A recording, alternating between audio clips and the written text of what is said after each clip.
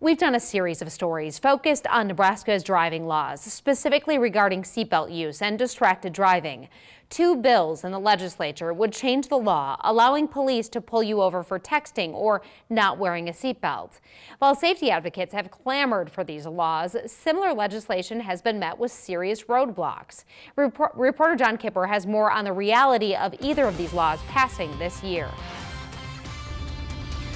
Nebraska is one of a few states in the country that does not allow police to pull drivers over for texting and driving or for not wearing a seatbelt. Bills to change those laws haven't gone anywhere in years past. We like not to force people to do things, and it's an independence that we have here by Nebraskans, and I respect that. That's State Senator Robert Hilkeman, who's proposed 2 bills.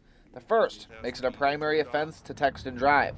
The second makes it a primary offense if any passenger in the vehicle is not buckled up. Currently, both offenses are secondary.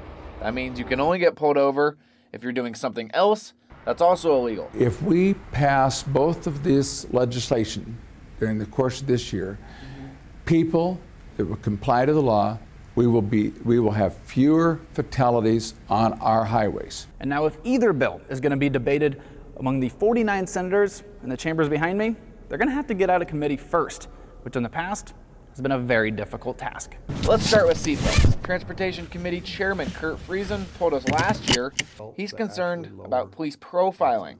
Newly elected state senator Michaela Kavanaugh acknowledges the seatbelt requirement would make the roads safer, but has similar concerns. It's the penalization part of it that I would want to learn more about and hear from all of the different audiences, but I'm sold on the safety. Kavanaugh says she wants more information of the committee hearing before she's able to make a decision.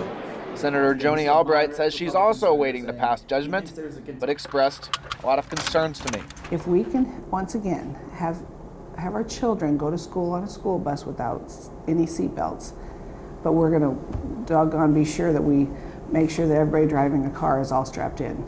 I've got to keep an open mind. And I probably lean more toward the texting than I would everybody in seatbelts. The distracted driving bill would make it a primary offense if the driver of the vehicle is seen by police texting or using apps like Facebook. Drivers would still be allowed to make phone calls and use their phone for GPS.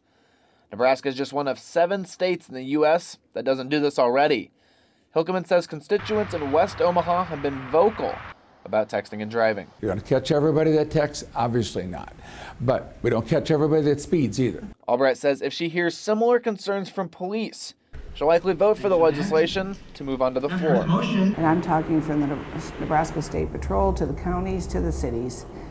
If they truly were on a push that it needed to happen because they've seen enough, that could sway my decision. Hilkeman hopes the new batch of senators changes the dynamic in the Transportation Committee and the legislature as a whole. Some year, it will happen. And I'm hopeful this year. For Safe Roads Now, John Kipper, 3 News Now. The committee hearings for the 2 bills in question are set for early March. Tomorrow night, you can weigh in on a plan